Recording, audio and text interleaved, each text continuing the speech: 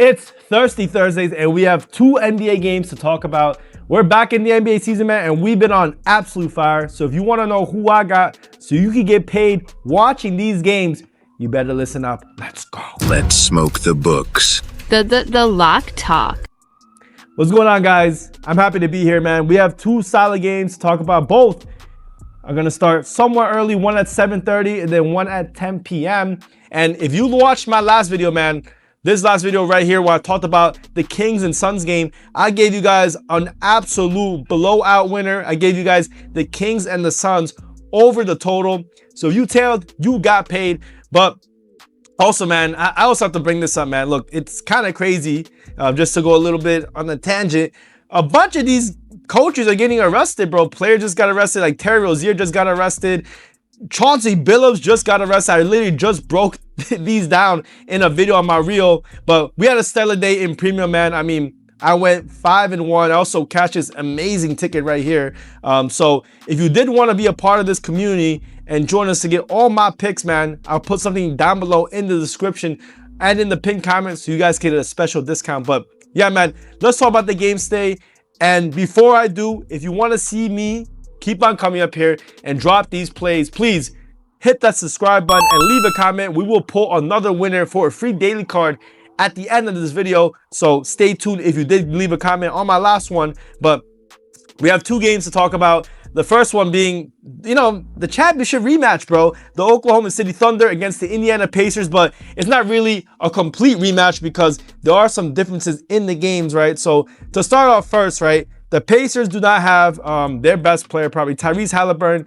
He's obviously out. I don't know if he's out for the entire season. Yeah, he's out for the entire season. He ruptured his Achilles in the playoffs last year, and that was really tough to see, man. You never want to see a player go down, but I mean, I'll be honest, I had the Thunder in a lot of those games, and it was beneficial for me, right, that he did not play. I mean, Tyrese is an absolute beast, but now who do they have? Andrew Nembhard, Mathurin, Nesmith, Siakam, Isaiah Jackson. I mean, they don't have the same team. They don't have, oh my God, I'm forgetting his name. But the former center of the Pacers, he now plays for the Bucks. So Miles Turner. So a completely different lineup. And that's the reason why you see such a high line for this game. Oklahoma City's 7.5 point favorites. But OKC, they're not completely healthy either. Let's see, where's he at? Jalen Williams is out. Lou Dort, he's a game time decision. Case and Wobb's a game time decision, but I think they both probably play. If they don't play, I mean, that's not solid for them. But I mean, overall, look, man, last game we took if you watched my video from my last video, we took the Rockets against the Thunder in the first half as a premium play. And then as the video for my YouTube, I took plus the points with the Rockets. But I mean, in this game, this is a little bit different. I mean, Oklahoma City's actually been both a really good home and road team. My big thing about the last game was that the Thunder were completely undersized in their last game. In this game, they might be the bigger team.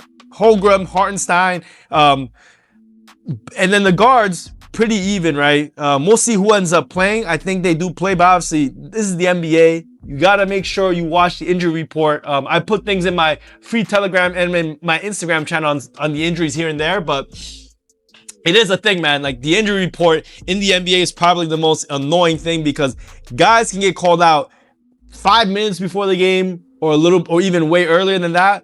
In the beginning of the season, it's usually not that crazy, but hey, just to let you guys know, man, like what I say here about the lineups can definitely be different by the time we go to game time. But let's take a look at the line, right? So this game opened up at -7.5. It's basically stayed there.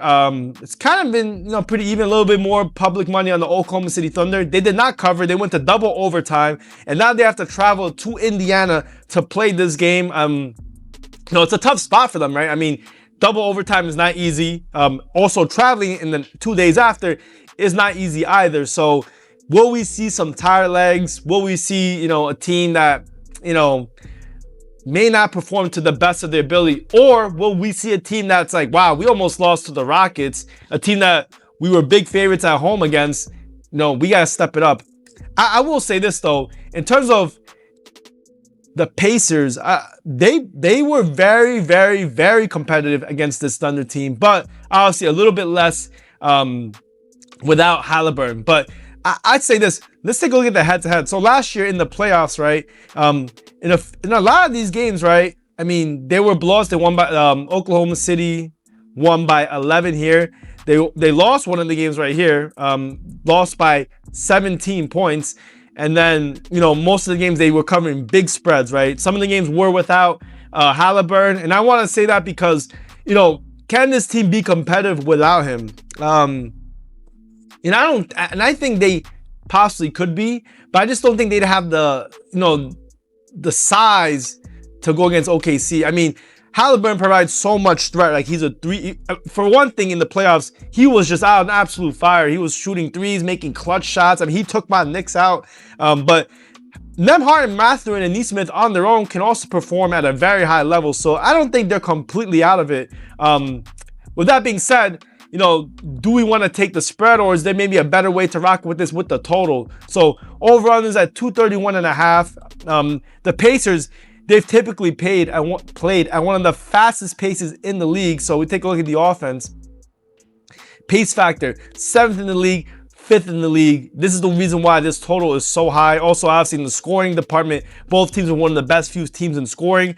But at the same time, the Pacers also played really good defense, and same thing on the other side, really good. I mean, Oklahoma City last year, number 1. Pacers 19th, but I mean, I don't know. That number's a little bit muddied because they were actually at one point one of the best defensive teams. I think starting last year, like beginning of this year, Pacers were actually top 5 because I remember I was betting on them and I was giving them out for so many games because they had such strong defense. So I actually don't think it's that clear. I think it's pretty tough. I actually think the Indiana Pacers can cover this game. I like them early. I think maybe the first quarter could be a spot for the Pacers. And the reason why I think, the Oklahoma City Thunder are in a tough spot, they have to travel after playing double overtime 2 days ago. Pacers, obviously, they want some revenge for losing in the playoffs. Obviously, look, they're not the same lineup, but I think there's too many points for a home team who, even without Haliburton, has played at a decent level. They still have some guys that can definitely score. They have some guys that can play a lot of defense. So I don't think they're completely out of it. So I take Indiana Pacers plus 7.5. I kind of like maybe a little bit earlier. Maybe you get, let's see, I want to take a look at another line right here. Let's see.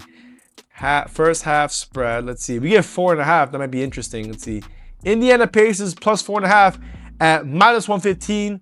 Let's see. We see it on what book? FanDuel, Novig. Yeah, I think that's not bad either. So I like the Pacers. I think, again, tough travel spot, double overtime, not really positive for OKC. And if we we do have some upside if Case and Walls, Dort, any of those guys sit out. That's super positive for this. In terms of the over/under, I kind of like an under, but betting unders now in major leagues, in all major league sports, baseball, football, basketball, is very dangerous. It's not the same anymore. But yeah, man, give me the Pacers. I think they can cover this game. It's a tough spot for OKC, but I think OKC definitely wins. But I don't know if they cover this big spread. And all right, guys, we're almost done with the video. We got the next game. And before I do go on this game, man, if you're watching this long, man, please. Let's smoke the books. My bad, guys. Hit that subscribe button. Leave a number 8. The number 8 is a lucky money number. So if you want to make some money, leave that number 8 down below. Let's talk about the next game. 10 p.m. Eastern time start. We got the Denver Nuggets against the Golden State Warriors. And man, look, this is again another game with some lineup changes, right? But I want to talk about it. So last game, the Golden State Warriors played the Lakers in LA. Now they're back home in San Fran. Not a big travel spot, but they won that game. They won out in blowout fashion. I took the Warriors minus 2.5. Now they're playing the Denver Nuggets. Denver Nuggets are on the road. So if you want to talk about some trends, Denver Nuggets are not as much last year, but in previous years, been one of the toughest teams to play at the spread when the Nuggets have played at home. And that's just because of the elevation difference. Teams have a tough time adjusting to how thin the air is in Denver. It affects their fatigue, a lot of stuff. So the Warriors won't have to deal with that in this game. But let's talk about the lineups though, right? We have Jamal Murray still playing, Christian Braun, Cam Johnson, who I think is a really, really, really, really good pickup for the Denver Nuggets. I think he's an upgrade from Michael Porter Jr. Aaron Gordon's still on that team. I think he's been solid. And obviously they have the best player on the floor in this game, Nikola Jokic. I mean, there's not much to say about him. Then we on the other side, same crew. And look, now they got my boy Kuminga as a starter, so that's kind of cool. I think Kuminga's a beast, man. I really do like him. But I will say this. I think the Denver Nuggets have a size and physicality advantage in this game. I mean, obviously, who's going to cover Jokic? Draymond Green might have to kick him in the nuts in order to cover him, but we will see. In terms of the injuries, there's no injuries on the Denver side. Golden State Warriors, still no Moses Moody. D'Anthony Melton, still out. But in terms of the matchup, man, I mean, the Denver Nuggets, as long as they have Jamal Murray and Jokic, I mean, they can make almost anything happen. And I think, the big X factor will be seeing how Cam Johnson performs in this game. Look, I know he's not a star, but the guy is a really good three-point shooter, can get rebounds, and he's a tall guy too, man. So again, a lot of size and physicality on this team. And the Warriors, excellent defense. Obviously, they have probably the best shooter I've ever seen in my life in Steph Curry. And Jimmy Butler, playmaker as well. Good defense.